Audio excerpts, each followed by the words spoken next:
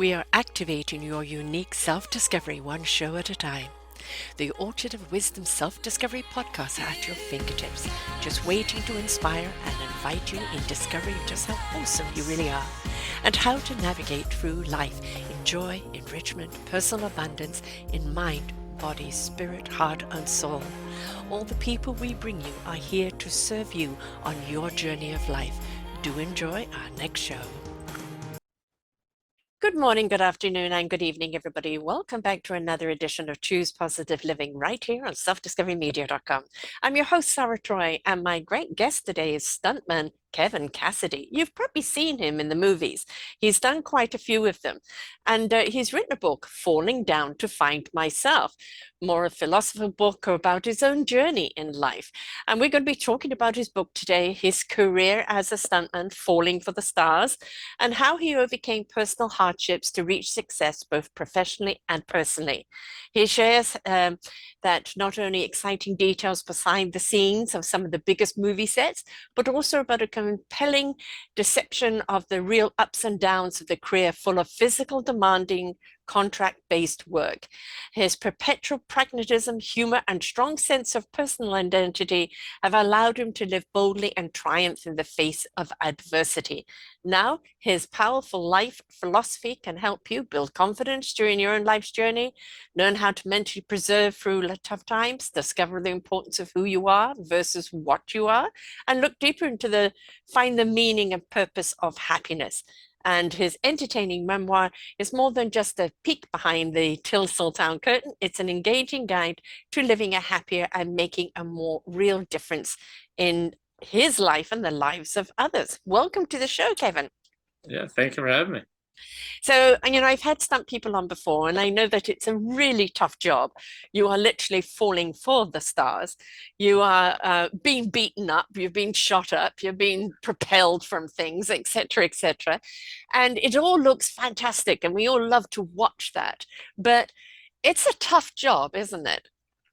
It's tough on a lot of fronts. It's tough physically, obviously, physically demanding, and it's also tough to break in. There's no agents, no managers, no auditions. It's all word of mouth. It's a reputation-based business. You have to keep showing up and build your reputation for grassroots kind of, which is great. It kind of weeds out the people who just want the money and doesn't Mhm. want to put in the work. So every stuntman has put in the work to get where they are, and then the physical challenges come in of not dying and not breaking your leg every other. Yeah, that would help. Yes. We do see stuntmen that do die on this, and then it becomes a reality, of just how tough this is, and then it's fleetingly forgotten again, right? But you are stepping in for the star because it's too dangerous for the star to do. And so, Yeah. when you see all these stunts, I mean, they all look cool and it makes the actor look absolutely fantastic. But, this is, you really are putting your life on the line sometimes. Yeah, many times we're putting our life on the line, but a lot of times we work in partnership with the star and the director and everybody. So even if you're Tom Cruise or Matt Damon's a very physical actor, or Tom Holland, I've done Spider-Man with him. He's very, very capable. Even if the simple thing of jumping over a table and running out the door, which they can do, their time is better spent, Yes. doing the other things. And if they happen to roll an ankle during that and have a limp in the next 2 weeks, Mhm. guess what? We can't work for 2 weeks because the star's got a limp, Yeah. or he's got a scratch on his eye. Now we have to wait till it heals. So there's a lot of financial reasons why we step in different times. There's obviously the big things, the dangerous, the fights, the cars, and the explosions. But there's a lot of little things too that we partner with the actors and the production to make it a more efficient process throughout. And it's not always just replacing the actor. I mean, in the movie Four, you're the baddie. The alien creature, great makeup, by the way, there. You did look quite grotesque. So it's not just kind of replacing the actors, it's stepping up and doing those physical things, maybe less verbiage and more physical, but kind of playing the villains. Yeah, yeah. We're always acting, whether we're talking or we're acting with our actions or our energy in between the shots, even in the fight scene, or we're the guy right next to the main bad guy because we're his muscle. So we have to be acting in that. So every stunt guy has all the good ones have a lot of acting training and are good actors as well. And maybe again, it's not always verbiage, but it's Mm. having the right feeling, the right being in the right spot, and yeah, not taking away from the scene. And then when you're moving around, you're doing the fight scene, you're acting with your body, you're doing like a highly intense choreographed dance, and a little beats in between are your acting. You're faking the punch. That's acting. I mean, the whole thing is very close to the acting craft as well. And people don't realize you're actually not hitting each other, as you said, choreography, right? Yeah. You've got to look, like Tifa coming out and everything else. And that is like a stop camera on it and that slow motion. But, you're not actually hitting each other, which in a lot of ways can probably be harder to make it look like you're hitting someone when you're actually not. Yeah, absolutely. There's a lot of camera angle tricks. Like if you throw a punch, they call it breaking the line for whether the camera's pointed to where your punch is hitting. You have to break that line so you hide it so you can't see it. And there are multiple cameras filming it. You have to play to one camera because it's not going to read from both of them. There's all like camera tricks to faking, to not actually punch each other in the face or hitting each other with swords. But we do always hit the ground, and we do always do that repetitively. So yeah, there's a lot of very nuanced tricks of the trade. Mm. Why did you go into stunt work in the first place? Limited options. No, I was a I was actually a minor league baseball player. Then I was a teacher, and I played a sport called slam ball. It was full contact basketball and trampolines. I went to a tryout for it. I made it. They shipped me to LA. I was young. I was 24. Free ride to LA. So let's give it a shot. Met a couple people who are stuntmen in that world, who specialize in sports movies. And I was a very good athlete. So I said, hey, let's try to do a sports movie. Went to another tryout for the movie called The Longest Yard, with Adam Mhm. Sandler and Burt Reynolds, and made it through that tryout, got into the Screen Actors Guild, the union, and met a lot of other people. And nothing I really heartfelt pursued. But after that movie, I loved it. I was hooked. And I said, oh, I'm already kind of in. Let's ride this wave as long as we can. And then 18 years later, I'm looking for an escape from it. So Yeah, surely 18 years later, your body's going, retire. absolutely, But then, absolutely. as you said, you look at Tom Cruise is when he's 50 something and he's still doing all his stunts. I mean, many actors today in their 50s look fantastic, and are very, very agile. So I suppose it's just a question of, how much longer you feel that your body can keep up with it. But there isn't a timestamp like there used to be. No, it's definitely not. And it's more dialed in and safer now than it was, say, back Mm, in the 70s with Dukes of Hazzard. We yes. have it. We have the safety in place. We have, and you'll feel like if I go do a movie and there's like 10 young guys who are playing the bad guys and me, like, this guy has to fall down the stairs. This guy has to just fall down here. I'm like, I'll fall down here. You fall down the stairs. So you can kind of you graduate, let the old veteran guy not go Yeah. through the window this time. So you can kind of soften it a little bit, but Yeah. it's at the end of the day, you're getting paid to do it. So they ask you to do it, you're going to do it. But then you can work behind the camera and do fight choreography or stunt rigging and do training the actors. There's a lot of other avenues you can get into once you're established stuntman to Right. stay in the career and not take all the beating. Right, exactly. Because at some point, enough. Yeah. Now, you've been in the Marvel movies. Which one were you in? The first Marvel movie was Ant-Man. I Right. was the stunt double for the bad guy, Yellow Jacket. So everything in Hmm. a Yellow Jacket superhero, super villain costume was me. And then that's when I was transitioning behind the camera more. So that I did Black Panther, Ant-Man and the Wasp, Spider-Man Homecoming, Spider-Man Far From Home, Avengers, a bunch of those movies. So a lot of that was mostly behind the camera, helping the stunt department, hiring the stunt people, going over the budgets, training the actors. Get in the car and I drive a little bit and I throw myself in the fight scene. And Yeah. but it's kind of more the administrative part of the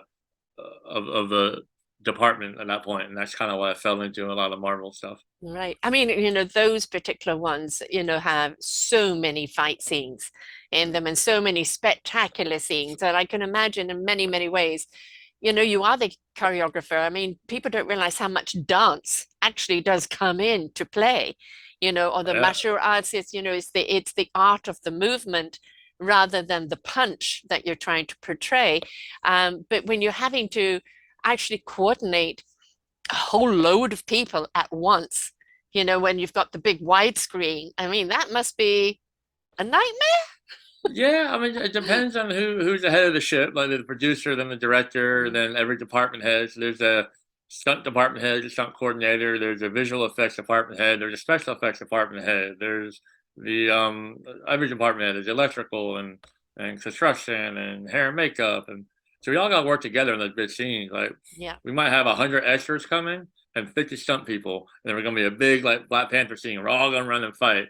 Great. I got to talk to the visual effects guy. Okay, what can we fake in visual effects so we don't have to actually do that? What can be blue screen? What has to be practical? I need to put a crane here because I got a fly guy over here. Where can you put your crane? So you're really working with all the department heads really close and collaboratively to get those shots kind of done as efficient as possible. And on the high levels, everyone's kind of on the same page. They've all done it before, and there's really Mm, no ego. You gotta right. play nice in the sandbox. But Yes. it's definitely a lot of moving parts. When you were actually stunt doubling for someone, how much of have you got to know their mannerisms or the way they move the body when they talk? I mean, you're mimicking them.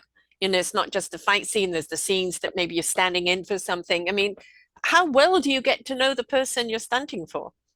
Pretty well. Some people are in the actor's contract. Like Tom Holland has his stunt guys and Greg Townley, and everything Tom does, Greg's his stunt double. So over years, they kind of mold and they have a great Yeah, relationship. They're very nice and they're friends, and that's the best case scenario. yeah. And then over time, Greg does a really good job of what Tom does, and Tom does a really good job of what do I need to do better in this movie, and they kind of work together on that. Other times, they'll show up for like 2 or 3 weeks just to double some guy. And Yeah. then and that guy may have a big ego, not really wanting to talk to you, and you kind of Mm, have to walk those tough situations and do the best you can. Other times, that guy is so nice, you come in and you train together, you get in the dojo together, again, you work as a team to figure out what you have to do. The guys who are attached to like big actors, they have time to get those mannerisms down and get all that stuff down better than the guys who come in just say for like a week or two to double somebody, do one scene and leave. And even mm, like Ant-Man, we were creating that character Yellow Jacket, and me and the fight team and the stunt coordinator and all these guys are thinking, well, can a character fly or can he jump really far? We don't know. We go back to the director. Hey, we don't know. So we invented what kind he can do. Does he have these arms? Can they shoot? Can they grab? So as we're choreographing, like my character's abilities are changing. Oh, we got to change this fight because that you can't fly anymore. You can only jump high. Oh, and then or back and forth. And then like, oh, how do I walk into a room? Like confident? Am I so those kind of mannerism things, I worked with the actor. Okay, what do you vision this character being? Like, show me what you like, and right. then I would mimic it. Like, is this what you like? Does this feel good for you? And we worked together on that. And then the other stuff on the actual fights and the punches and everything, we did all that stuff, and we try to carry over those two things in the same picture. Has there been anybody that you've worked with that you go, God, this guy is so nice, or like really has surprised you and who they are? Uh, the biggest surprise was is a cool story, but luckily, before I get into that one, most people are so nice. My first movie was Adam Sandler and Burt Mm, Reynolds and Terry Crews, and the director was great. Um, most people are just nice people. yeah. 90% of the people are just they're good people. But like Adam and like Tom Holland and these guys, I expected them to be nice. I wasn't Yeah. very surprised that they kind of wear themselves in the sleeve, just who they are. And it would have been weird if they weren't. Well, I did a movie called Salt with Angelina Jolie, Hmm. and I was only there for like 2 weeks. I came in to do a fight scene, and her and I had to actually like fight over a gun and throw some punches, and we were very up close and personal in this fight scene. And again, I was only there for 2 weeks and leaving, so I didn't have time to build a rapport with her or meet her until the day we were doing it. And I was pretty intimidated. And I had preconceived notions about what Angelina Jolie was going to be like. She's going to be stuck up and a diva and all this kind of stuff. And I mean, within 5 minutes of meeting her, all went away. She was the most down to earth, nicest, hardest working, knew everyone's name on set, did a lot of the fight scene herself. It was just really was awesome. She was a very, warm human being. So I was surprised by that, which, maybe I shouldn't have been, but she was great. Anybody that you can't mention that you wish you never had worked with? No, I can't mention them. No, nobody. Hint, There have been a few that just you give them their distance, and okay, that guy's a little bit of a prick. Like Yeah. I'll go around The them. ego is in the Ego. way, right? Yeah. And those are the people that don't really have the longevity in the business, right? Because, your ego is going to sabotage you at some point. Usually, those are the beginning guys who are just starting to get famous. You don't really know their place at the table yet. Who are really Yeah. trying to act like they are. Yeah. And then by the time you get to Burt Reynolds, it's like, I don't care. I'm just here to do another movie. Or Adam Sandler. So a lot of those guys are transitioning, and Mm, I've met them later, and they're way better and way more humble and way more gracious than they were when they were started and trying to like carve out, how to be a big star in this world. right. And luckily for the stunt people, we get the most raw version of them. Yeah. Leave your entourage at the door. You're coming into a gym. You're gonna get sweaty. Get on the mat. We're gonna learn how to fight. Bring your sweaty clothes and leave your entourage at the door. And we meet that person. Yeah. So by the time we get to the actual filming, where all the lights are up, and then they're kind of a different person, you see them acting kind of weird to other people. And like, oh, hey, stunt guys, how you guys doing? Oh, good, how you doing? So we kind of get the more raw version of the people, which I really like to see, which is good instead of the very veiled version they kind of are with all their handlers and their ego and all that Mm. stuff. So Whereas people have drunk their own Kool-Aid, right?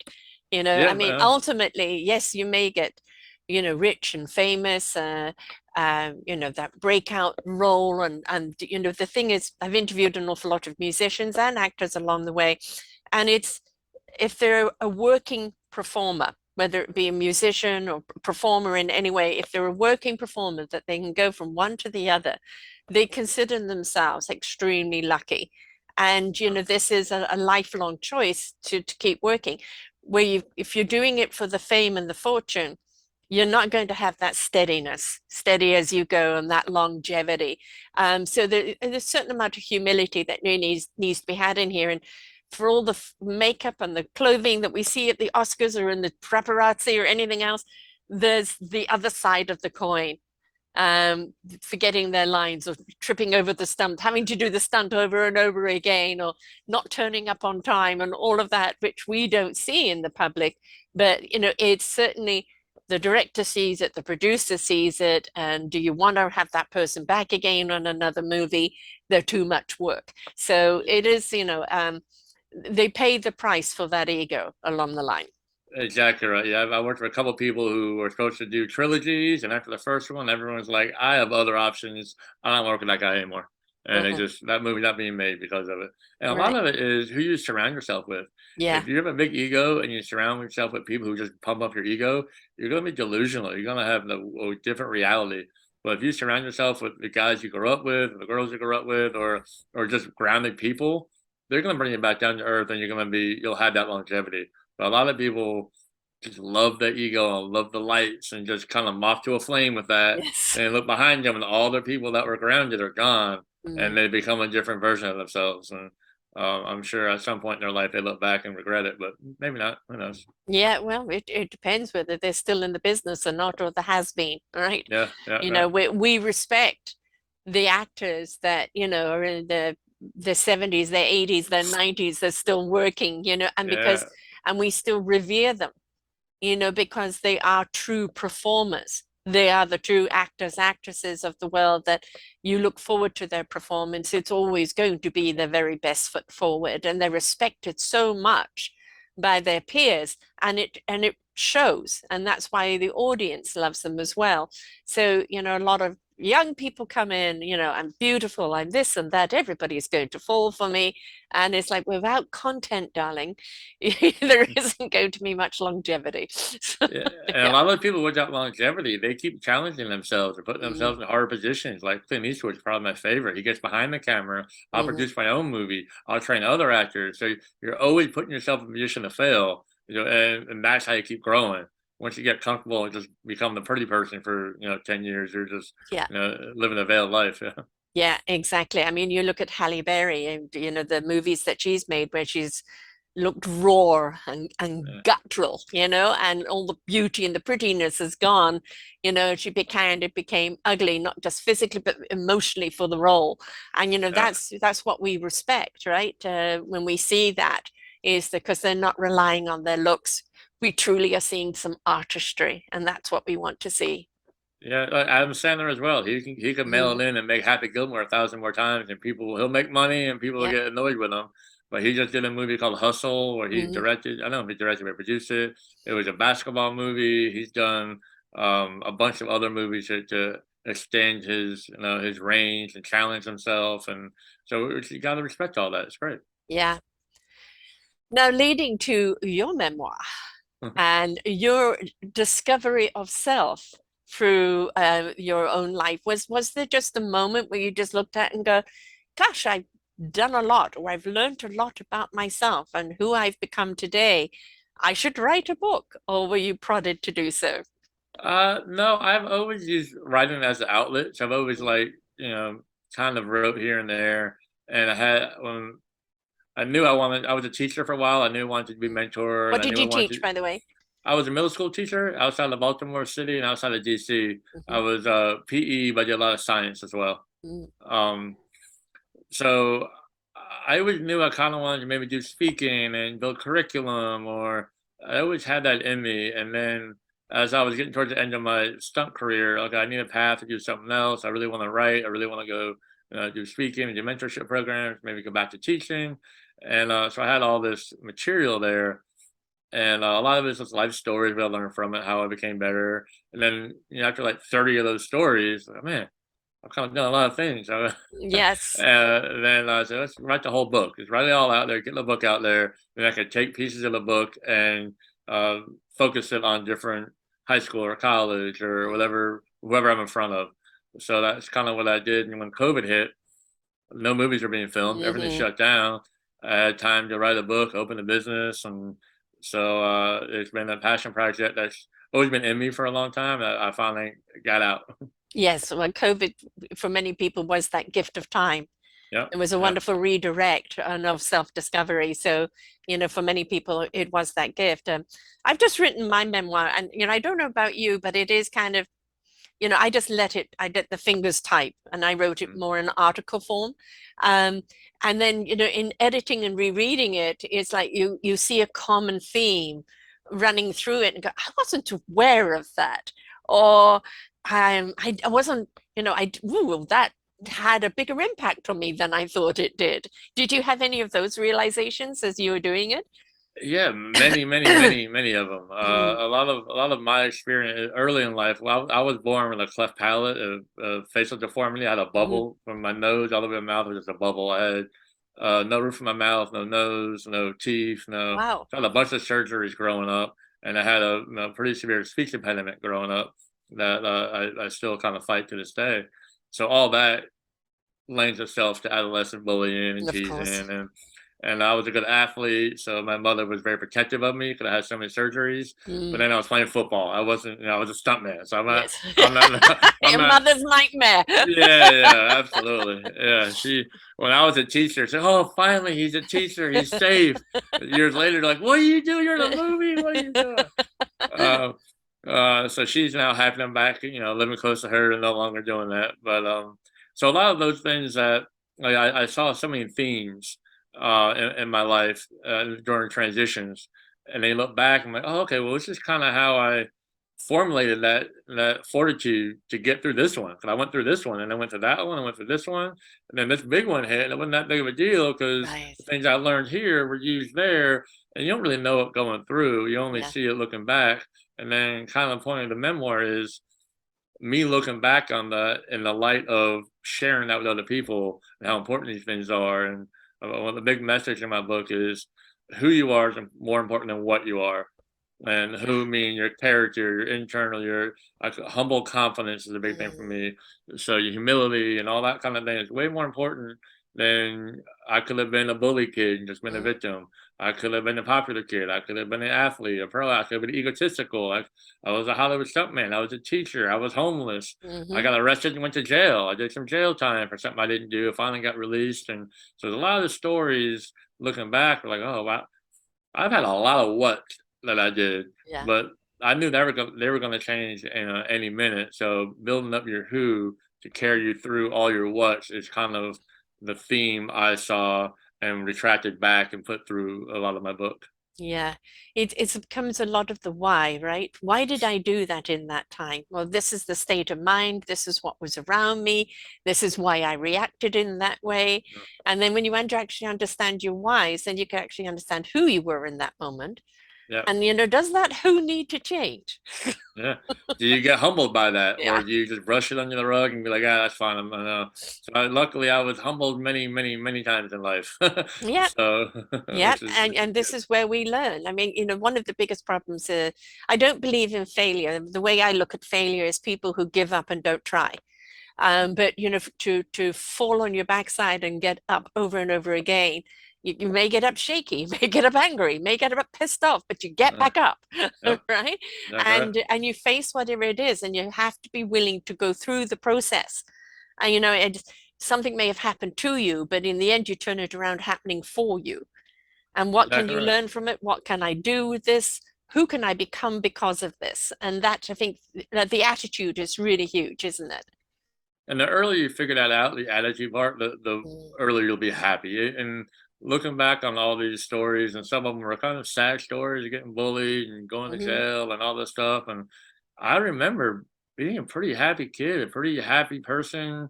I had good friends, and I was still mostly happy, even when I was going through some pretty terrible things.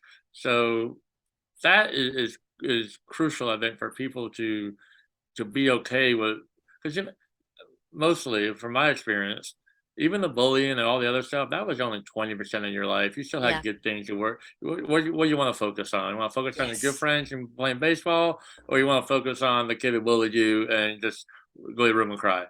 And Right. unfortunately, now people are getting, popularity points by focusing on the bad and becoming victims and getting all Yes. that stuff. And that's just soul sucking. That's just doesn't Oh God. eventually it's gonna come home to roost, and you're gonna miss out on a lot of your life. And I want to tell people I could have done that really easy, Mm. and there's really not an option back then. My parents are like, I don't care, you're playing tomorrow. All my friends are like, get back up, you gotta. Yeah. So everyone around me wouldn't let me be a victim. Hmm. I never even tried to, but if I did, I'm sure I would have got called out on it. Yeah. Um, but nowadays, almost people are encouraging that, and that's just really dangerous, right? I think Yeah. my story could help some of those people who are trying to go that route.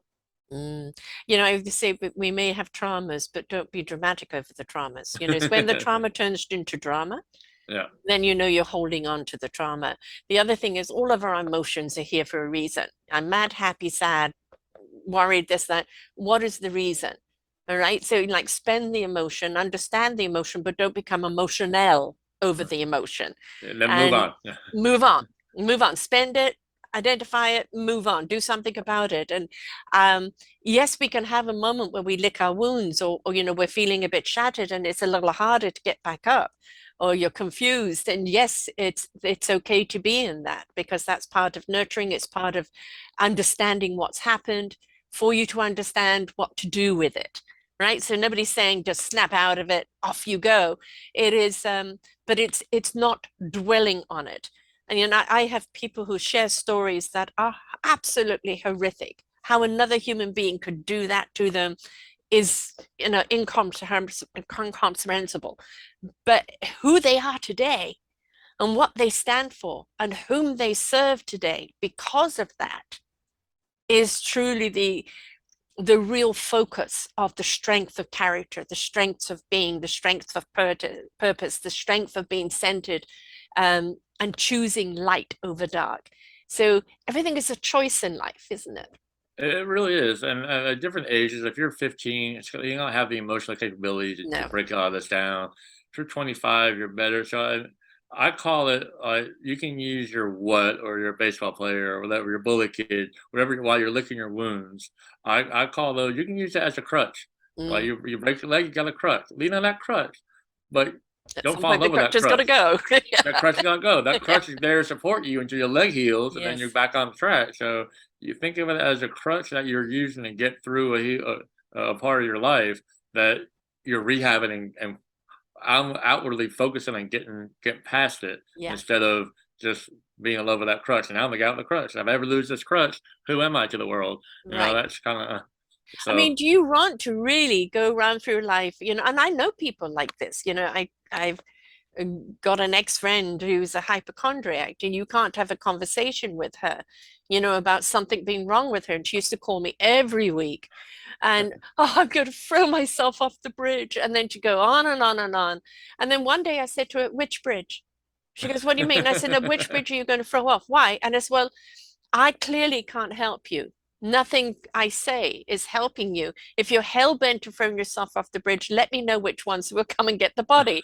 And she was flabbergasted. But it is like me telling her I'm no longer invested, in because there's some people who just don't want to be helped. They just want the drama to be fed. Exactly right. They're getting energy from that. And Yes. without that energy, they don't know what to do.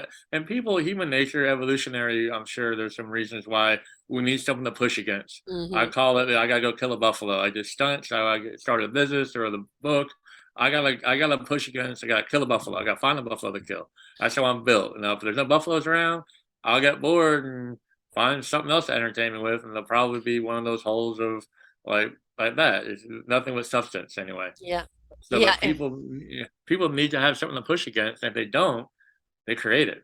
Right, You know, exactly. And I think, going back to the choice, the attitude of gratitude. As a coach, I would have people write down everything they felt was against them in life. Write it down in a column, everything that you're bitching about in life. Now write down everything that you're grateful for. And the grateful would always be, an inch, and the other one would be a yard. And then I go, okay, which one are you feeding? Right? This list is growing because you're feeding it. Do you feel better for it? You're it's always taking in a longer and state of longer and longer. sadness, of anger, sadness, whatever state you're in, is because you keep feeding it. Now, wouldn't you want to feed the other things because they make you feel better? And I don't think sometimes we get so caught up, and this has a lot to do with like social media and people around you. Some people like to keep you the victim because then they look the hero, right? Or a lot of people put it up on social media because they like the attention that they get. At some point, we have to take onus of what we're doing. And is this as an excuse for us not to take ownership or responsibility of our own choices? Yeah, absolutely. Like, who you're feeding is great. You got two wolves inside of you. The Hmm. old American Indian Yeah. saying, father says, "The kid, you have two wolves. Which one wins? Whichever one you feed. Well, Yes. one's angry, one's happy. Who wins? Whichever Yeah. one gets fed more." Yep. Yeah, I think I said in my book. If you want a new idea, read an old book. Like these Yeah. things have been said since 10,000 years ago. There's a lot of good Stoic books, a lot of other good philosophy books that bring onto this, and I think keep bringing them back up in modern times and putting the Mm. modern stamp on it, or a different stamp, or my story and your personality and all that keeps it Yeah. fresh in people's minds, and they need to hear those different takes. And one of them will might sink in, like, oh, I am doing that, and Yeah. here's so that's one thing. Okay, I'm doing that, but then what are the tangible things can I do to not do that anymore? Yeah. And I call it like self-talk. Like you Mm. talk to yourself positively, negatively. I'm so tired. I'm so tired. I'm so tired. I have three kids. I have a 6-year-old, a 4-year-old, and a 2-year-old, all girls, a wife, also a girl, in the same house. I have a book, I do a podcast, I own a business. There's a lot of things I can be tired about. Sometimes I'm tired. But there's a lot of people who are like, well, they convince themselves that they're tired, even though they're not tired, and they should be tired. Like, oh, well, I have all these reasons why I should be tired, so I'm just going to be the tired person.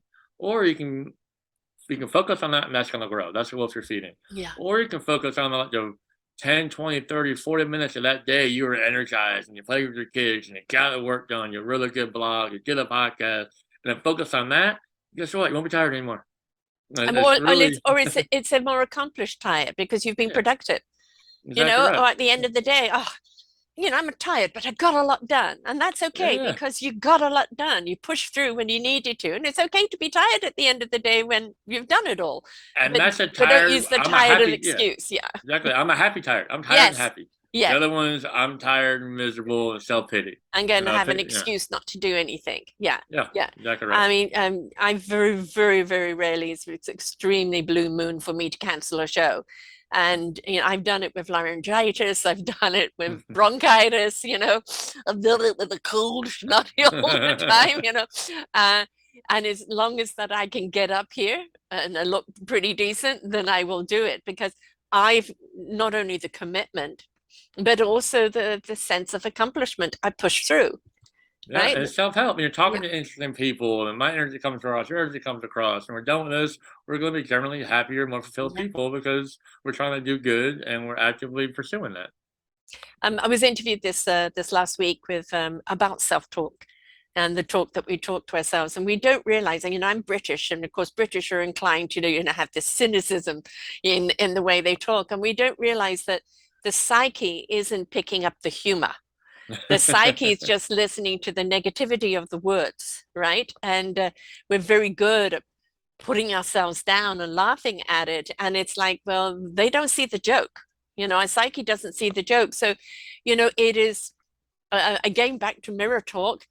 Sometimes you just got to stand in front of the mirror and tell yourself how much you love yourself, how much you care for yourself, and this is not the ego that we were talking about before. This is self-love. And sometimes we need to actually say it to ourselves in the mirror because our eyes want to divert this way, that way, every way, but looking at ourselves.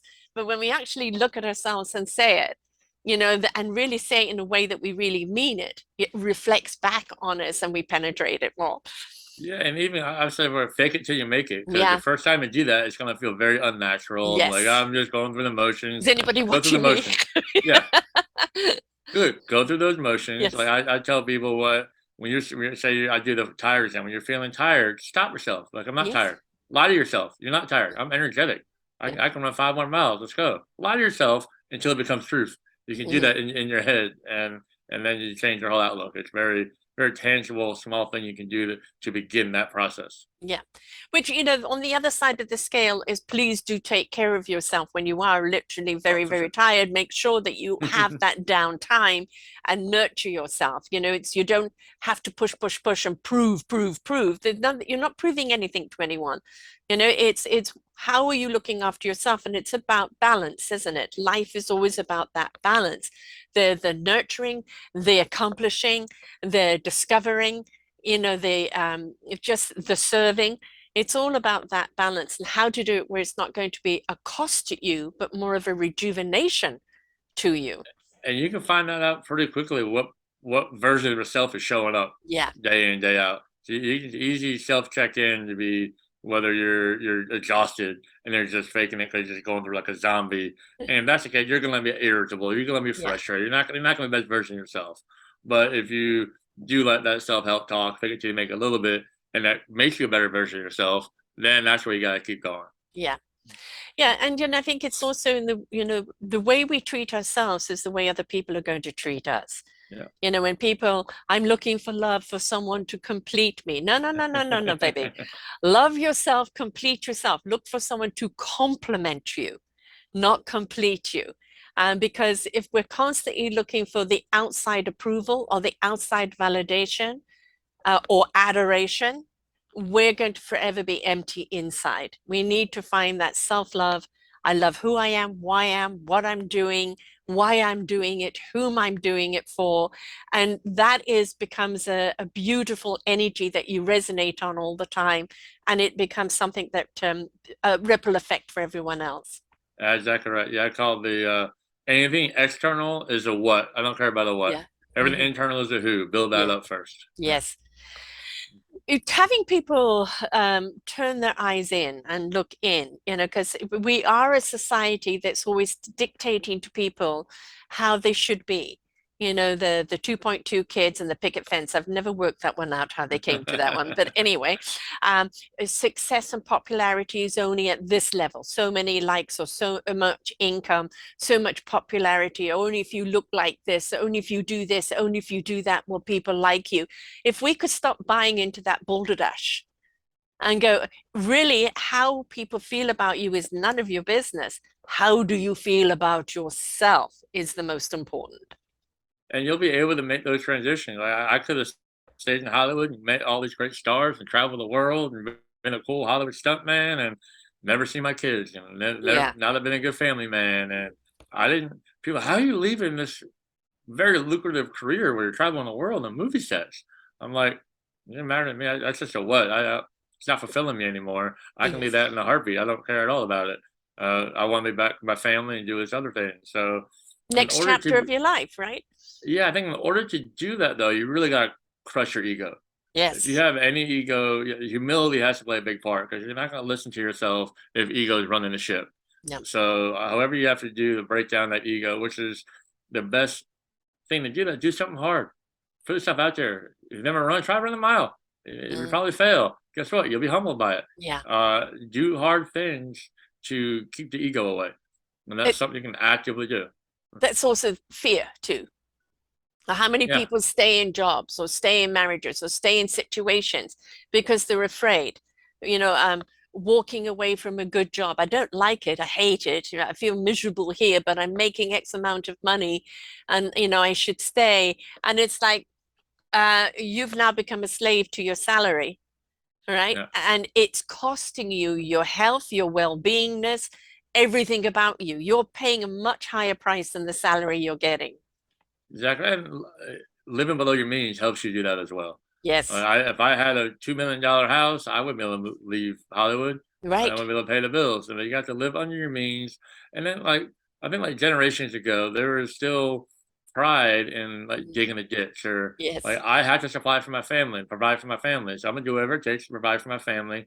And then I come home, I put food on the table, and there's my, now I am fulfilled. I did a good thing. This, I sacrificed this to get this. World's so easy now, and that we don't have to dig a ditch to Mm, feed our family, you know? So if you're in a job that's just crushing you, yeah. you have options. You have so many options. But if you're in over your head financially and you have a wife who buys 9 Gucci purses a week, or and whatever, wherever you found yourself in, sometimes it's a self built jail that it's really hard to Mm. escape. I've interviewed so many big CEOs or company owners that became a slave to the house, the car, the prestige, the illusion, and they were working 16 hours a day, so they had no time to enjoy it. They either became sick, or they ended up losing everything. And they said they are so grateful for where they are now because now they're truly getting the quality of life. They could make that money again if they wanted to, if the money was the only important thing. But they realized how all of that prestige, this, that, look at me, I drive a BMW, I've got a nice house, I'm, at the club, I'm this and that, it's all an illusion. It's all an illusion because it's costing you too much.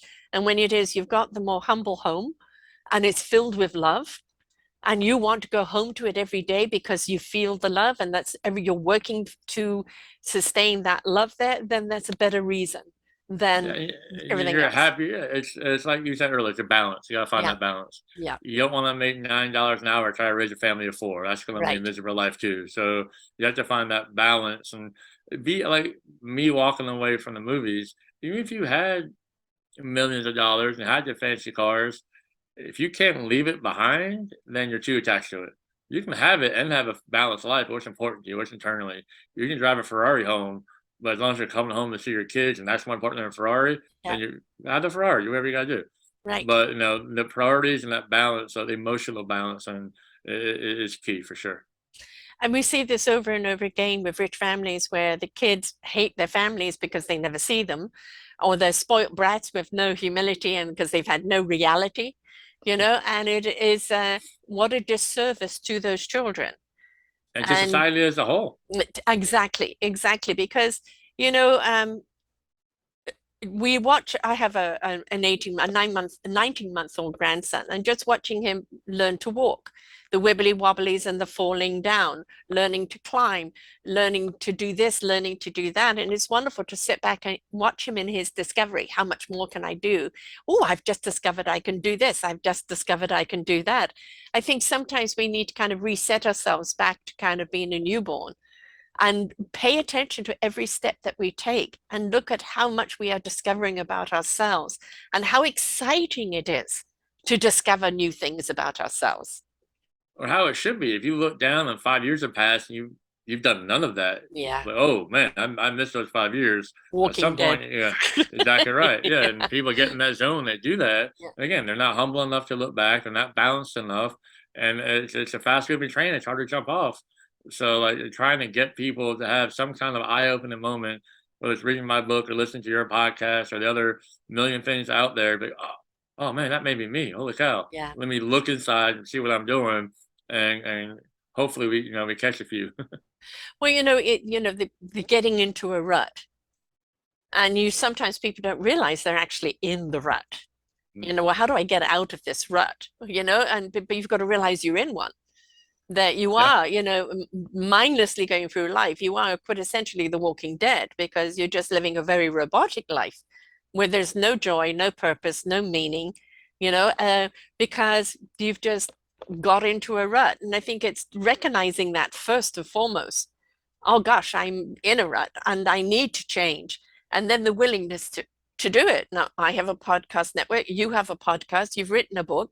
We've got to be willing to listen to what other people's journeys have been like because they always are either a reflection or a reset or a ha-ha moment, or read a book that can give us some sort of direction to our own life.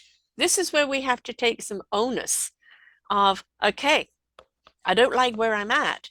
How am I going to walk forward? I don't know where I'm going or what I'm going to be doing. Listen, read, pay attention, and apply. yeah, and like you said, in your self reflection, I did this, I did that. Also knowing that it's not the world did this to me, this guy Yes. did this to me, other people. It's not my fault. Mhm. Other people's fault that I'm not happy. Right. And today, in this day and age, where you can make $30,000 a year and have air conditioning, heat, a cell phone, a Yeah. car. I mean, technology has made comfort pretty Mhm. cheap. Food, it used to be cheap. Yeah, I know. uh, At the present but moment, everything is going up, up, up, up. But but what that does historically, is in it historical divide. times, Yeah, exactly. Compared to what it used to be, only the rich had this, and now everybody can have that. And that's the thing. Certain things have become cheaper and more obtainable for everyone, and there isn't such a divide on that. It really, we can drive a car, we can have a computer, we can have a cell phone. It all is, what are we going to do with it? How do yeah, we use it that benefits our lives and the lives around us? yeah, you have all that, and you're unhappy, and you're Mm, blaming other people for your unhappiness. yeah, Like you got to stop looking out, blaming other people. How do you do that? How does somebody realize that they're putting all their unhappiness on external factors? yeah, What's their aha moment they need to hear to be like, oh shit, that's me. I'm doing that. All right, that's what we're trying to crack. I'm trying to crack that in certain different ways. So other people can finally snap out of it and look inside instead of outside. Which is yeah. hard. I It mean, is. It's a journey. It's a willingness. It's the willing to look at those old habits, willing to let go of things and willing to take the next step forward. And, sometimes you're doing the cha-cha, 2 steps forward, 3 steps back. It's yeah, okay as yeah. long as you kind of keep the momentum going. Not everything is going to be smooth sailing. And sometimes it's a lot easier than you thought it was when you are willing to actually put the energy and the passion in it. Oh, I've never heard someone go, I wish I put that off another couple of years. Like, oh, thank God. Yeah. I wish I'd done that 5 years earlier. I wish I had Yes. this mentality. It never goes the other way, right? It's No, always, I never. wish I would have done this earlier. Yeah, exactly. I mean, that's actually something, with my book, because I'm 68, so I'm quite a ways ahead of you here. And it's like, why didn't I learn this earlier? Why didn't I come to this realization earlier? And a lot of it is that when I was going through all of this, there were not other people or systems around to help. We don't realize how much help we have now. TED Talks, podcasts, other people's books, people coaching, other people helping other people in their own discovery. We have so much support around us now. We really don't have an excuse. When I was in that redirection of life 28 years ago, there really wasn't much around me. And when I was always the coach, but when the coach needed the coach, I couldn't find one to Yeah. help me along the way. So we are so fortunate today to have so much at our fingertips that we really cannot make the excuses. No, there's no good excuse, I don't think. I mean, Mhm. I'd say in my story, I was very lucky to have a lot of my trauma, like, worn on my face or my sleeve. Like, I couldn't hide from it. Mhm. It's here, you gotta figure it out, tackle it head on. It wasn't like, learning disabilities or trouble at home and kinda hide and meander around. It was something that was right. It was literally on my face. Yes. So Yes. I'm thankful for that because it made me get that discovery at a way earlier age than I would have. I was a Yeah. really good athlete, and I could have been a really big ego maniac and a terrible person had I not, been humbled and had to take these lessons on over and over again as a child. So I'm very thankful for that now. Yeah. The old, why me? Well, why not? It was a lesson for you to learn. Yeah, And however hard that lesson was, is a question of how well you learn it and how well you adapt, yeah, because of it. And I've been an asthmatic all my life. And so there was many things I couldn't do because of the asthma. So what you do is you focus on the things you can do. Stop focusing, well, I can't do this. Well, okay, you can't do that. All right. But what else can you do? There's 99 other things that you can do, right? So yeah, focus on that. And that's the thing is too many people today are focusing on an illness or diagnosis or I'm divorced or I lost my job and they so focus on that instead of okay, that all that is an end of chapter into your life and a new chapter. It's up to you how you write it. You have yeah. the power to write that chapter yourself. And all those are external things. And if Yeah, you've done the internal work, you can breeze right through them. Not right, always, but it's way right. easier to breeze right through them if you've done the internal work. Yes, because you know whatever's happening at the moment. Okay, just breathe, center yourself, be present because that's where the clarity is. Now you know what you need to do, but you do it not becoming the storm, but removing yourself from the storm. Yeah, that's well said. Yeah. Now you have a podcast. Do you just do it yourself or do you interview other people? No, I'm just starting this podcast game. So I've been appearing on a lot of podcasts, and will probably start mine the first of the year. A couple of stunt friends of mine have podcasts I've done, and now with a book being released, I do a lot of them. And it was always in my plan the book, the curriculum, the speaking engagements at the schools, and then the podcast. So that's next on the list. And I'm kind of cutting my teeth, appearing on a lot of Right. podcasts like yours. How do you want to do your podcast? So you know who is it going to be aimed at? Uh, the audience is tough. My passion is the high school, college kids, kids Yeah. who are young enough uh, that they can make a change at that point. Then, man, they get it. They're old enough to hear it. They're smart enough. They're Mhm. emotionally able enough, and they're young enough to really benefit from it. And those transitions, high school to college, there's a lot of pitfalls to go into. There's a lot, especially now with social media Yes. and the victim mindset and all that. You can find you go to university nowadays. You can find any rabbit hole you can fall down that could just suck years out of your life of happiness. Yes. And hopefully, I can catch some people, with my message and that genre that helps them go through college being fulfilled in who they are and not have to worry about what they are around them. And it gives them a platform to feel comfortable on even coming to share what their obstacles are.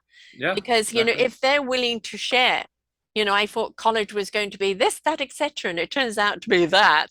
And I'm not quite sure how to navigate through it. And you actually have the conversation and the podcast. It's giving permission to other people you don't need to keep the rose-colored glasses on all the time. If it is difficult, if you are there's somebody else going through that, how are you going to get together to find a resolve? And Yeah, best find thing the you do other is options finding out someone there. who's already gone through it, right? Yeah, Yeah. especially now these colleges are 50,000 students. I'm like, Yes. this is your experience. There's a Yes. 900 other experiences you can go to. You Yes. can leave out and around and go the other hallway. I mean, Exactly. you have to be able to do it. Yeah, So, and I think a lot of the time is that, but I don't know who to talk to, or I don't know who to talk about this, or is it just me? And I think if you've got a podcast that is addressing those type of things, and other people realize this isn't just me, it's happening to a few people. What can we do about it? Because it's all about empowerment, right? mhm. Self-empowerment of what we can do about something. So, I think it's very much needed because a lot of the time they're stepped into an illusion of what things are without understanding the reality. They get bogged down by the reality instead of, okay, this is the reality of that platform, but I can change how it is a reality to me. Yeah, or the illusion of their expectations. I'm not going to college. It's going to be great. Everyone's Yeah. going to love me. Oh, no one loves me. Oh, Yeah. I'm getting lost in the shuffle. Yeah. There's too many kids here. I'm a nobody. Yeah. Expectations to reality. That hits you at that age. It's a tough thing to handle. And And I think trying to be popular and then being popular amongst the wrong people who would take advantage of you. How do you protect yourself and be confident in who you are without trying to bend yourself into a pretzel for anybody else? So yeah, if you can all of figure those that things. out during your college years, you're probably Yeah. set for life. Yes, absolutely. And we don't want a dysfunctional society, which we do have right now. And a lot of that is because we haven't paid attention to the children, to the home, to the education, the environment that we bring them up in. And if we spent more time investing in our kids, their well-beingness as a whole, the better they would grow up as and become that adult society. So Yeah. it's something I think that's very, very necessary at all of those levels. And just because, 18-year-olds are so much, greatly talented and have great abilities today doesn't mean that they've emotionally got it all together. They're still in self-discovery. Yeah, you're always in self-discovery. The minute you think Always. you're past it, then Nah. No, yeah. no, to the day you die. And, That's and and right. if you think you know it all, then you've not living, or you've stopped that wonderful growth. It's wonderful to discover something new every day. However Yeah, small, however big, it's wonderful. It's the reason to absolutely. get up. So you're now a businessman too. So are you a coach or what are you doing? I own a Ninja Warrior gym. It's Mm, like American Ninja Warrior. It's 11,000 square foot facility that we have like camps, and we have a competitive team. We have a development program, kind of like gymnastics. And I bought into a franchise. I'm the second ever franchise owner of this company called Ninja Nation. So I'm helping build their brand, and it's really helping kids fail over and over and over again yeah, in a really cool, competitive, high five environment. Even something as simple as jumping here to there. Oh, you didn't do it. Didn't do it. Didn't do it. Oh, you did it. Yeah, that feels good, doesn't it? Keep doing that. There's a yeah. whole building of that you can do. Take those lessons with you throughout the rest of the life. So that's the business is that tangible piece of real estate, and then the book and the writing and the speaking is on top of that. Wonderful. There's a wonderful commercial of a guy, no, it was on a YouTube, of a guy that completely built, a ninja thing in the backyard for his kid. And I mean, his Yeah, kid must have been about 6 or 7 or something. And she's just leaping from one thing and, just absolutely in her element. And I thought, way yeah, to go, Dad. absolutely. I see that every day. It's really cool. It's beautiful, isn't it? And Yeah. it's the confidence that it builds in them, the push through the ability. Don't beat yourself up. It's okay. We expect you to fail. Fail If a you few don't times fail, because then when you have that success, it will mean more to you. yeah, if you don't fail, you didn't try hard enough. Yeah, Right? exactly. If you do the same thing every day, you're gonna be bored. You better learn how to do the next thing, and only do that. You're gonna fail the first couple of times, and then get used to that failure, get happy in that failure, and just find it as a challenge. And also in this ninja world, there's no college scholarship. There's no Right. professional. There's nothing out there for you. There's Yeah. no huge ego and accolade. Yeah. I mean, you can find ego in anything, I guess, but you're doing it for the right reasons. You're surrounded by the right people who are building that internal work, with And physical having fun. outlets. I'm having a great time. Yeah. I mean, a stuntman has to learn how to fall over and over again safely. Yeah. If you get That, hurt, you can't work tomorrow, and you don't get paid exactly. unless you work. So you have to do this scene. You might do it 10 times in a row. If you get hurt on take one, me as a boss, I can't hire you anymore because you're a liability. You have to be Yeah. able to fall down these stairs, make it look like you got really hurt, and then Yes. get up and do it 5 more times, and then come to work again tomorrow. Yeah. That's a good stunt, man. If you can do it once, that's an accident. If you can do it 10 times, that's a stunt. That's what they Right, say. exactly. So in a lot of ways, you're actually bringing that stuntman ability of fall, get back up, fall, get back up. If we can learn how to fall in life gracefully, we'll learn how to get back up with more empowerment within ourselves because it's everyone falls, but Yeah, don't and don't stay even there. if, yeah, even if you don't fall gracefully, you're gonna fall a couple times hard and gnarly, and it's not gonna be good. But learn not to fall like that again. Yes, Learn from exactly. it. Exactly. Yeah. And I've done that a few times, maybe not Yeah. so gracefully, but it is also, don't get caught up in the trauma of the fall. Even if you do break something, okay, fine, all right, that's misfortune. What are you going to do to heal? Yep. Put that energy on the healing, not on the break. Yep, and getting back to it. It's like get Yeah. back on the horse. Yeah, exactly, exactly. Very important. There's so many life lessons to be had, and I don't care. Um, a person at 18, and I interviewed this wonderful musician, and I can't completely paraphrase it, but it was like You can't make good old friends new. Mhm. It's like he was talking about friends that he had in the music business 25, 35 years. And you can't make those kind of friends again. They're there for the test of time. And, when we look at what we get from people through that test of time, when we look at the experience that we get through the test of time, when we look at how much we discover about ourselves through the test of time, you can't buy that. There's no downloadable out for that. That is called living. Yeah, you gotta put yourself. I say everyone has these core friends that they grew up with because you Yeah. went through a lot of trauma together growing up. You fell off your bike. You were around doing all these transitions. And I was lucky enough. I went to Baltimore as a teacher as a whole nother transition. Couldn't afford anything. I lived on my buddy's couch. I have some great friends through that transition. Went to Hollywood, learned how to be a stuntman, built up a friend circle of like-minded people who are failing over and over again, learning how to do this. It's another great friend circle I got.